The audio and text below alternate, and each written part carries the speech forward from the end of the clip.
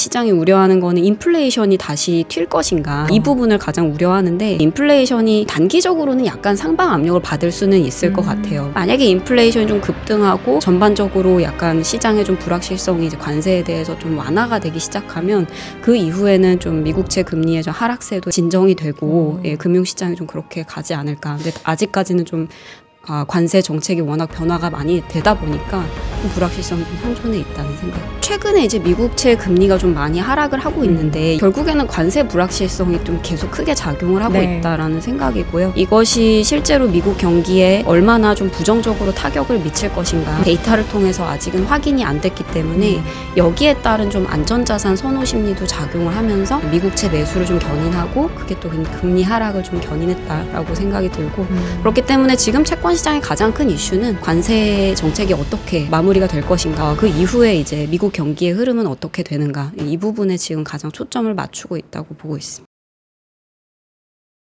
네, 월스트리트 모닝브리핑 함께하고 있습니다. 이번에는 글로벌 인터뷰 이어가도록 하죠. 미래에셋증권 민지희 선임연구위원 함께합니다. 위원님 어서 오세요. 안녕하세요. 새벽부터 감사합니다. 늘 새벽에 함께해 주시는 분들께는 죄송하면서도 감사한 마음 갖고 있습니다. 오늘 어떤 얘기 해주실까요?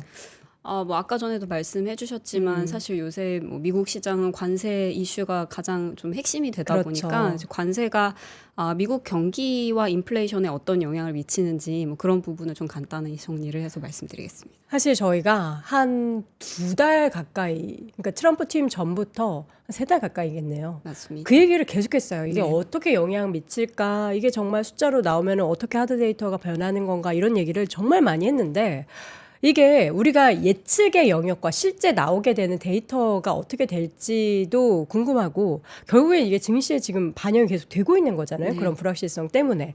근데 우리 위원님께서 보시기에는 이제 어느 정도 좀 반영이 됐다라고 보시는지, 아니면은 조금 더 반영이 될 것 같다로 보시는지가 궁금해요.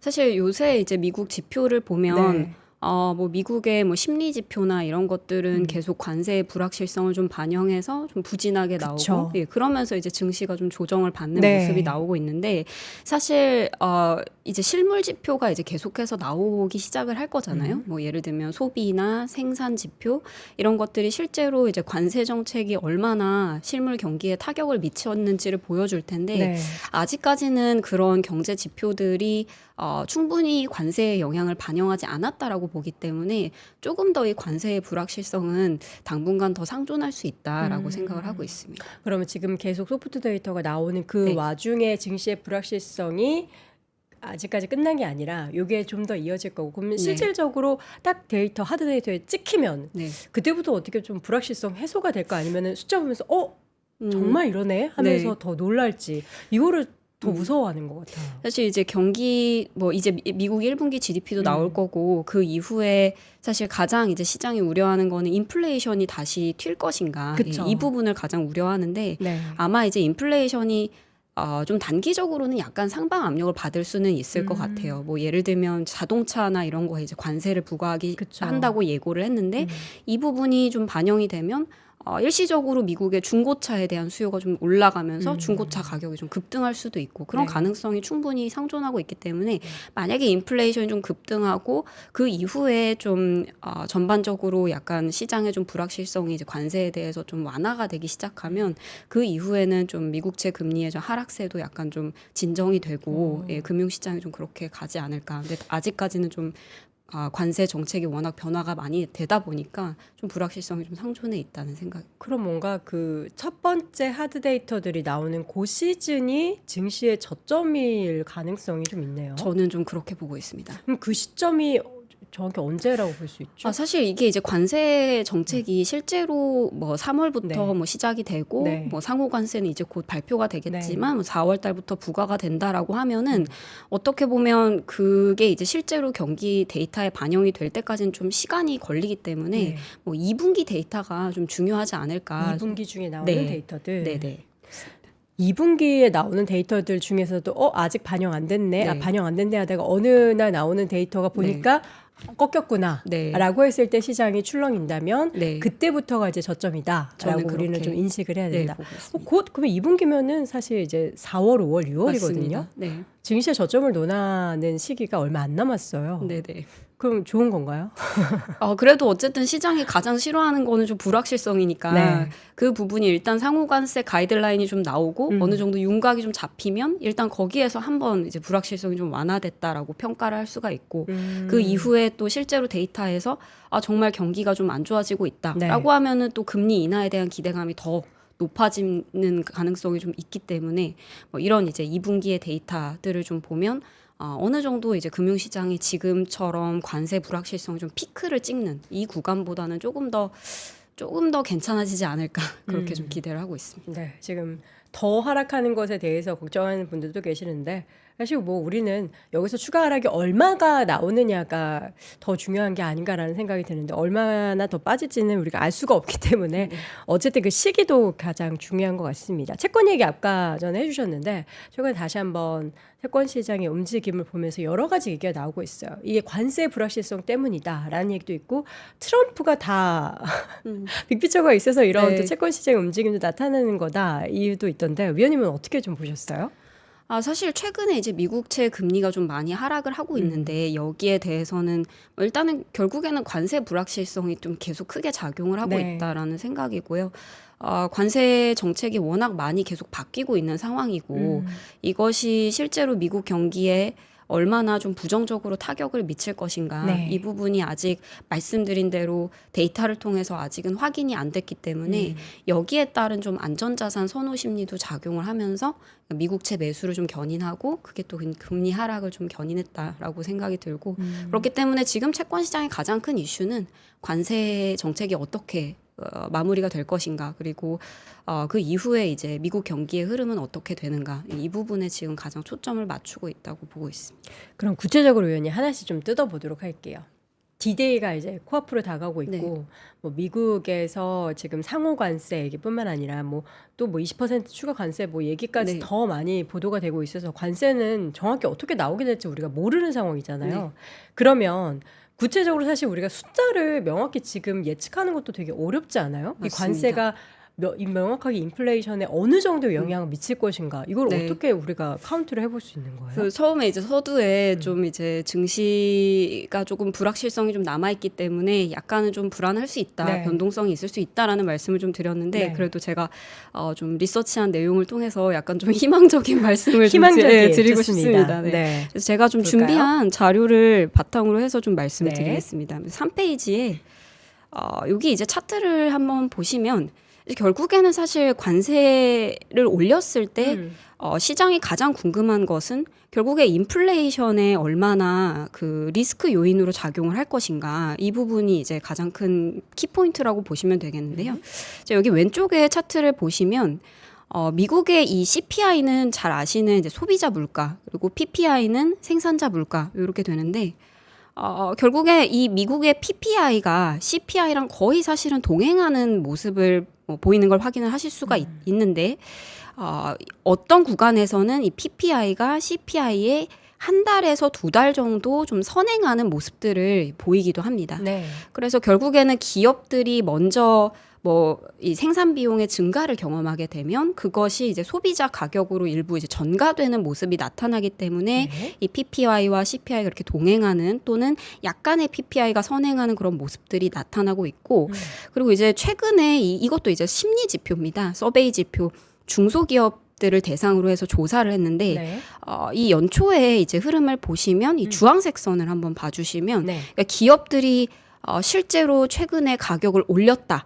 라고 응답한 기업들이 여기 그래프가 이제 쭉 올라간 걸 보시면 주황색. 아시겠는데 예 맞습니다. 그래서 주황색 선에서 이렇게 실제로 가격이 인상됐다라고 응답한 기업들이 좀 많이 늘어나긴 했습니다. 그래서 뭐 연준도 얘기하고 있지만 일부 기업들이 이제 관세가 앞으로 좀 우려가 되기 때문에 좀 가격을 올렸다라고 응답을 하고 있거든요. 네. 그래서 이거를 이제 토대로 봤을 때 관세가 결국에 인플레이션 또는 우리가 보는 소비자 물가에 미치는 영향은 얼마나 기업들이 이 관세의 비용을 소비자에게 전가하는가, 전가의 정도 또는 전가의 폭이 가장 큰 핵심 요인이다라고 보시면 될 것 같습니다.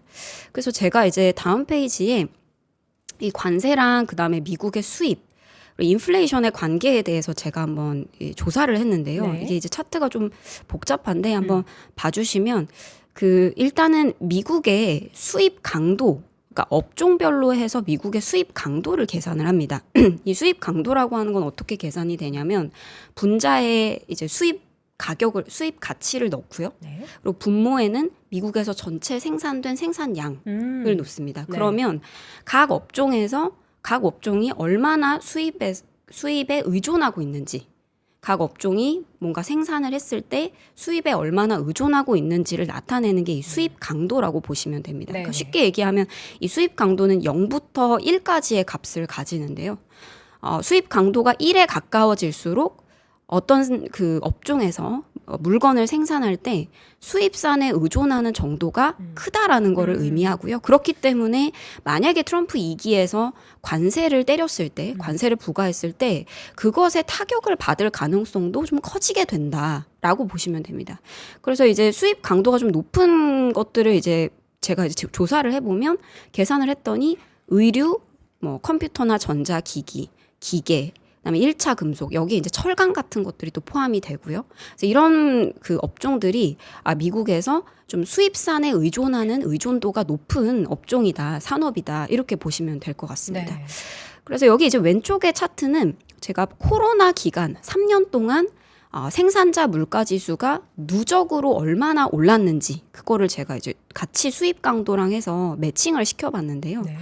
보시면 일단은 의류, 뭐 전자기기, 그다음에 제조업 이런 부문들은 여전히 사실은 18년, 19년도부터 해서 쭉 중국산에 대한 관세가 계속 유지가 되고 있는 업종들입니다. 그러니까 여전히 관세의 영향을 받는 그런 산업이다라고 봐주시면 될 것 같은데 다른 업종들을 보시면 좀 물가가 많이 올랐죠. 어쨌든 코로나 기간 중에 인플레이션이 급등을 했으니까 이런 업종들에 비해서 좀 눈여겨보실 만한 부분은 이 의류, 전자기기, 기타 제조업 이런 부문들은 수입산에 의존하는 의존도가 높지만 코로나 기간 중에 물가 상승률이 그렇게 크지는 않았다라는 점을 보실 수가 있습니다. 네. 그리고 사실 2016년부터 19년, 18년부터 19년에 이제 미국이 중국에 대해서 관세를 부과했을 때 이때도 궁금하시잖아요. 이때 이제 실제로 관세가 물가를 얼마나 끌어올렸는지 그거를 이제 오른쪽 차트를 통해서 보실 수가 있는데 여기 한번 보시면 거의 이제 20년부터 23년까지 수입산에 의존하는 의존 비중이 높은 그런 업종이 당시에도 사실은 수입산의 의존도가 높았다는 점을 확인을 하실 수가 있습니다. 아까 네. 말씀드렸던 뭐 의류나 기계류, 그다음에 뭐 제조업, 또 가구 이런 부분들이 여전히 16년부터 19년에도 이 수입산에 의존하는 의존도가 높았다라는 걸 확인을 하실 수가 있는데 여기는 약간 좀 분포도가 좀 있습니다. 예를 들면 의류나 전자기기 이런 업종들 같은 경우에는 물가가 18년, 19년에 관세가 부과됐음에도 불구하고 별로 그렇게 물가가 많이 오르지는 않았던 반면에 뭐 기계, 그다음에 가구 이런 쪽 같은 경우에는 누적 연간 물가 상승률이 5%에서 10% 사이를 기록했기 때문에 비교적 좀 물가 상승률이 높았고 이런 업종들 같은 경우에는 약간 관세의 인플레이션 영향을 좀 직접적으로 받은 그런 특징이 있다라는 점을 좀 확인을 하실 수가 있습니다. 산업적으로 봤을 때는 이렇게 보면 이런 업종에 그러면 우리나라 기업들의 타격을 좀 받겠구나, 뭐 해외 기업들의 타격을 받겠구나 이렇게 생각할 수 있는데 결국에는 이제 이런 뭐 의류나 컴퓨터, 전자기기 이쪽이 수익 강도가 그 관련한 관세에 대한 영향이 크고 비중이 높은데 미국에서 일반 소비자들이 가장 많이 사는 리테일 쪽이 또 딱 이쪽이라서 네. 그럼 관련해서 인플레이션을 어떻게 많이 자극할 거라고 생각을 할 수 있는 거겠네요. 일단 제가 봤을 때는 네. 이 16년부터 19년도의 케이스를 보면 네. 약간 관세가 부과가 됐을 때 이 이후에 좀 인플레이션에 일부 타격이 있는 거를 네네. 보시면 이제 차트를 통해서 이제 확인을 하셨는데요.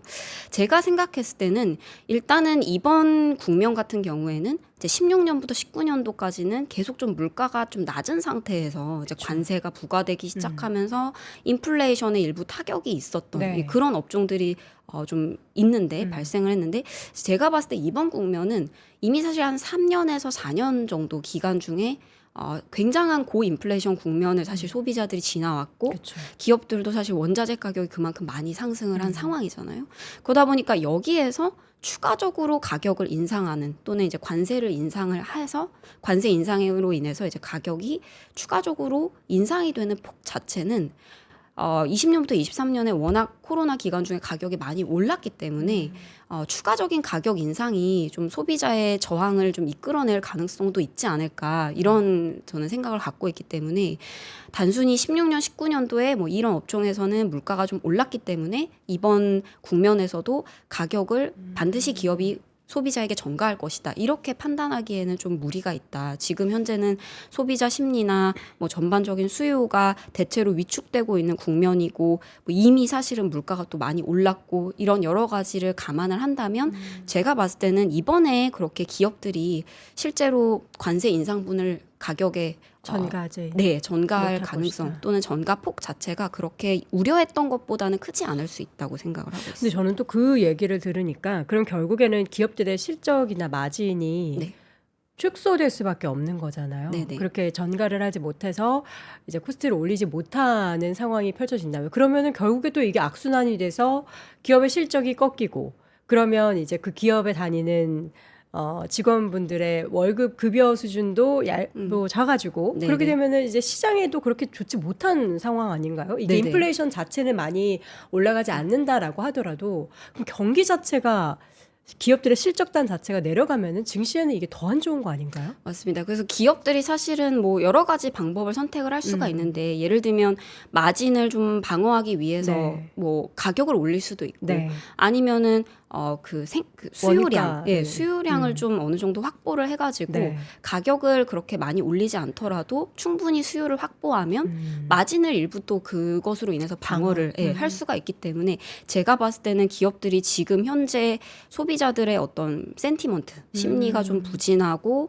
또 실제로 나타나는 소매 판매, 소비 데이터에서도 사실 수요가 좀 약화되고 있기 때문에 그런 점을 기업들이 감안하지 않을 수 없다. 이렇게 이제 저는 생각을 하기 때문에 오히려 이제 가격을 좀 많이 올려서 뭔가 마진을 방어하기보다는 일부 이제 관세 인상분을 약간의 이제 비용을 좀 흡수하는 방법을 통해서 좀 소비자 물가에 좀 전가하는 정도를 좀 완화시키려고 하지 않을까 뭐 이런 생각도 갖고 있고요. 네.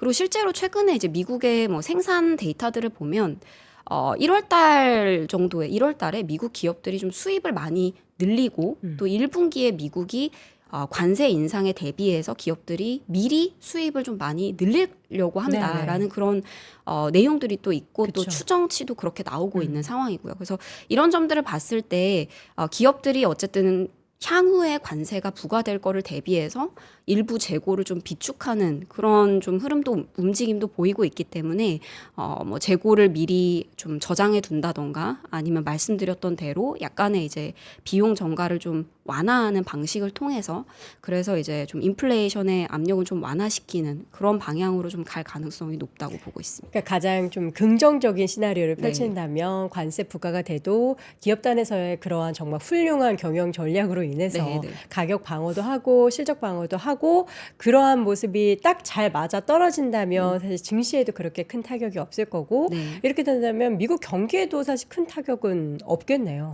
그래서 저는 사실 그 최근에 미국 경기 침체에 대한 우려가 네. 좀 많이 높아지고 있는데 사실 뭐 연준 위원들도 미국 경기 지표를 좀 더 봐야 된다라고 얘기를 하고 있지만 뭐 여기 제가 이제 차트를 좀 가지고 왔는데 이제 6페이지의 왼쪽 차트를 봐주시면 이제 미국의 1분기 GDP가 지금 전분기 대비 연율로 마이너스 지금 현재 뭐 1.8% 마이너스 2% 정도로 이제 추정이 되고 있는데 여기에 이제 뭐 그런 얘기가 있죠. 뭐 금을 좀 많이 수입을 했다 미국에서 네. 그래서 스위스에서 그렇게 많이 맞습니다. 네네. 그래서 그 영향이 좀 있는데 금은 이제 GDP 추정할 때 계산을 할 때 들어가지는 않기 때문에 이거를 이제 제거한다라고 하면은 뭐 전기 대비 이만큼 GDP가 감소하기보다는 연율 한 0%에서 뭐 최소한 마이너스 1% 수준으로 이제 추정이 되는 거고 네. 이게 결국에는 수입을 좀 많이 늘렸다라는 것 자체도 사실 어떻게 보면 좀 다른 측면에서 봤을 때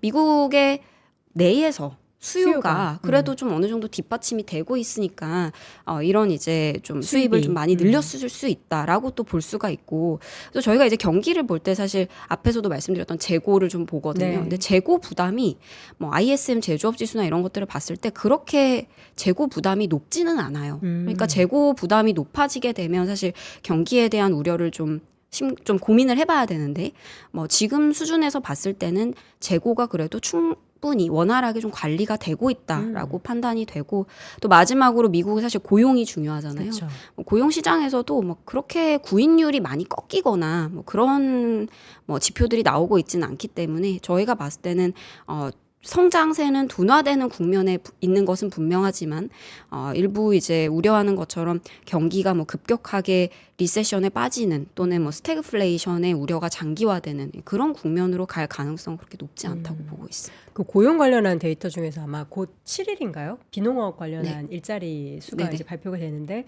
요 숫자가 또 엄청 또 관심을 많이 맞습니다. 끌더라고요. 뭐 네네. 한 10만에서 20만 정도면 괜찮다는데 이게 깨지면 또 시장에 엄청난 충격일 것이다 하면서 네. 이야기가 나오던데, 지금 예상치는 어느 정도 되는 거예요? 예상치는 아마 10만 개 중반 정도 수준으로. 그러면 좀 괜찮은 네, 거죠? 네. 거의 이제 그게 거의 완전 고용 수준이다. 뭐 그렇게 이제 네. 얘기가 되고 있기 때문에 뭐 고용 지표에 대해서는 사실 뭐 워낙 중요한 데이터라서 네. 뭐 7페이지를 한번 보시면 여기 이제 그 차트가 제가 그 말씀드린 생산 지표랑 고용 지표를 같이 좀 그렸습니다. 이제 보시면 고용이 굉장히 좋았다가 이제 계속 꺾이고 뭐 약간 이제 반등을 했지만 다시 이제 뭐 좀 둔화되는 그런 모습들이 지금 나타나고 있는데, 네.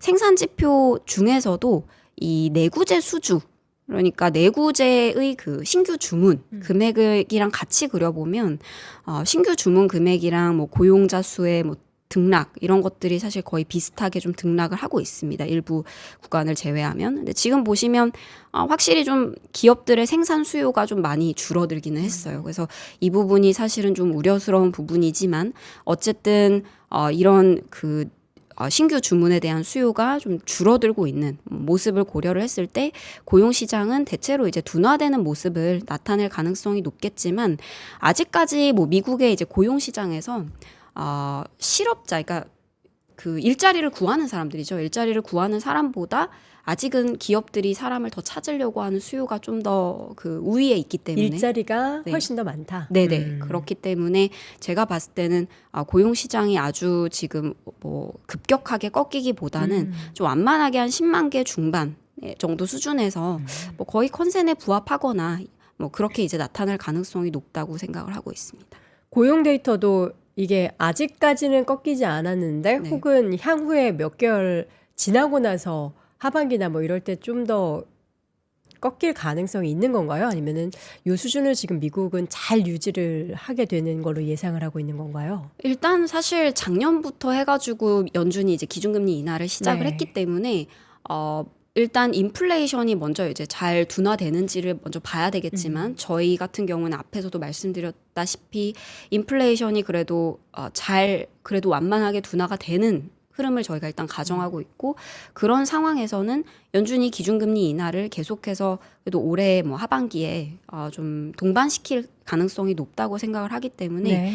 금리 인하의 효과가 어느 정도 계속 누적이 되면 이게 일부 이제 경기에도 좀 긍정적인 영향을 미칠 것이다라고 생각을 합니다. 그래서 고용 지표 같은 경우에도 지금 일단 상반기 중에는 계속해서 이제 둔화되는 국면을 가겠지만 올해 하반기부터 해가지고 좀 계속해서 이제 트럼프 정부가 지금은 관세에 대한 이슈를 계속해서 끌어오고 있지만 이후에는 이제 결국에는 세금을 좀 감면해 주거나 아니면 이제 기업들을 위한 뭐 정책들 이런 것들을 좀 동반시킨다고 한다면, 그리고 관세에 대한 불확실성이 좀 어느 정도 완화되고 그러면 고용 지표가 다시 좀 그래도 다시 양호한 방향으로 갈 가능성이 저는 높다고 생각을 합니다. 그러니까 시장에서 지금은 관세 얘기만 하지만 이제 감세 얘기가 결국에 나오게 되면은 그때 또 환호할 만한 증시 그렇습니다. 환경이나 이런 네네. 것들이 펼쳐질 텐데, 지금은 워낙 키워드 자체가 관세 얘기만 하다 보니까 네. 우리가 걱정할 수밖에 없는 그런 환경이고, 관세가 불러올 인플레이션 문제, 그에 따른 경기 침체 문제까지 꼬리에 꼬리를 물다 보니까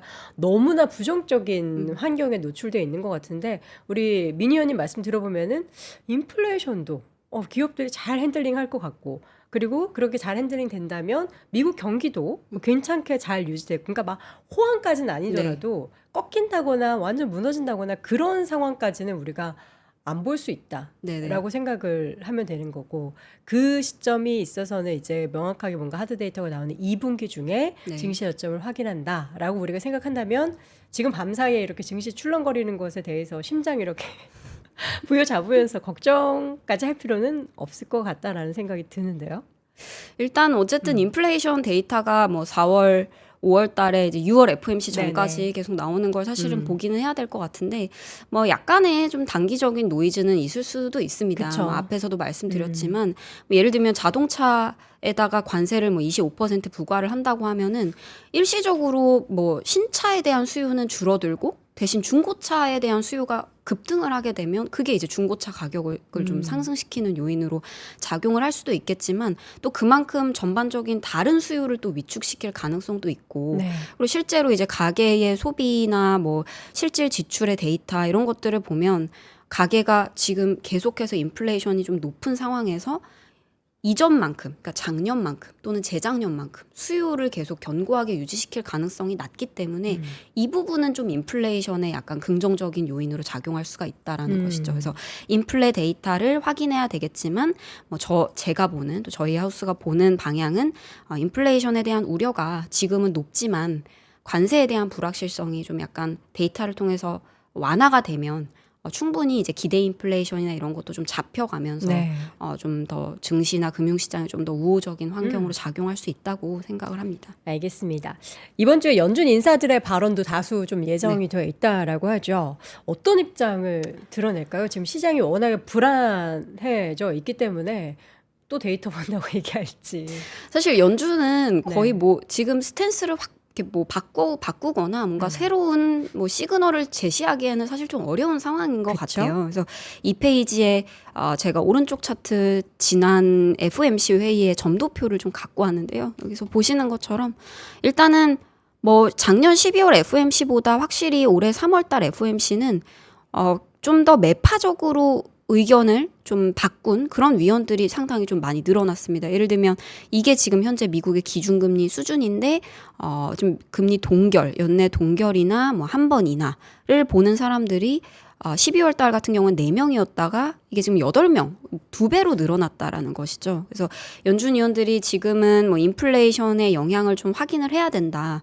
관세 정책이 어떻게 나오는지 좀 봐야 된다. 이런 이제 관망세를 갖고 있기 때문에 당분간 뭐 4월, 5월 달, 그러니까 6월 FOMC 전까지 연준 위원들은 좀 데이터를 좀 보고 관세 정책의 영향을 좀 지켜보겠다라는 그런 스탠스를 보일 것으로 예상을 하다 보니까 연준 위원들이 뭔가 시장에 뭐 큰 충격을 주거나 아니면 시장에 뭔가 방향성에 큰 영향을 미칠 만한 그런 정도의 코멘트가 나올 가능성은 별로 제한적이다. 3월 FOMC에서 뭐 파월 의장의 그런 코멘트나 최근에 이제 나오고 있는 연준 위원들의 그런 뭐 약간의 좀 애매모호한 입장들 그런 것들이 다시 그냥 계속 4월, 5월 달에 좀 이어질 가능성이 높다고 보고 있습니다. 네. 자, 앞으로 미국의 그럼 장기 금리의 방향성은 어떨까요? 요새 국제 투자 얘기가 네. 쏙 들어가가지고. 맞습니다.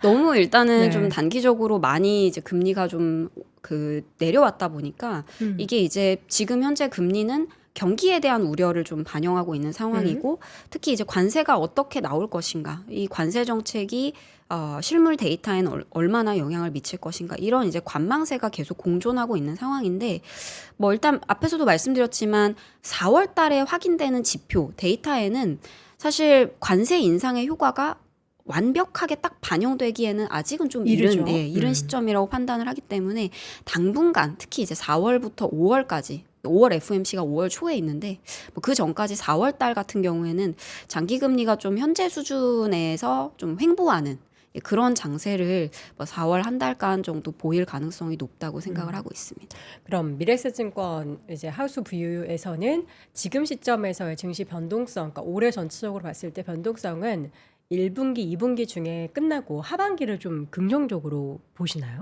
저희가 원래 그 당초에 예상했던 부분은 이제 상반기에는 전까지는 경기가 사이클상 좀 둔화되는 국면으로 가다가 하반기서부터는 이제 금리 인하의 효과가 어쨌든 좀 1년 정도는 누적이 돼야 됩니다. 그러니까 금리 인하를 했다고 해서 바로 경기가 약간 좀 부양이 되는 게 아니라 일부 좀 시간이 지난 다음에 이 금리 인하의 효과가 누적이 되면서 경기에 이제 효과를 주는 긍정적인 효과를 주기 때문에 뭐 일단은 작년 9월 달에 연준이 금리 인하를 시작을 했잖아요. 그래서 그 이후에 한 1년 정도의 보통 텀을 두고 경기가 좀 반등을 하고 회복이 되고 이랬던 이제 과거의 사례를 봤을 때 올해 하반기부터는 서서히 뭔가 경기가 좀 회복되는 사이클로 진입할 가능성이 높다고 생각을 하고 당연히 그러기 위해서는 앞에서 말씀드렸던 인플레이션의 둔화가 일단 2분기 그다음에 3분기 초까지 계속해서 좀 확인이 될 필요가 있다. 그게 이제 선행이 되는 게 필수다라는 생각입니다.